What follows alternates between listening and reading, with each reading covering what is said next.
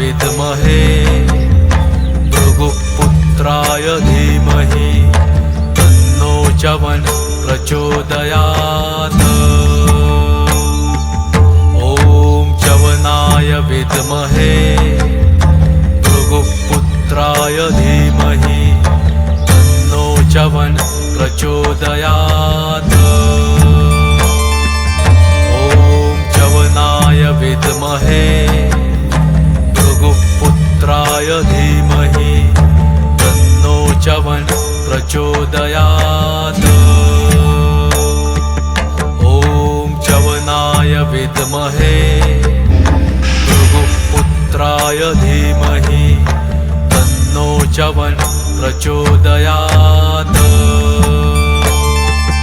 ॐ च्यवनाय विद्महे भृगुपुत्राय धीमहि तन्नो च्यवन् प्रचोदयात्।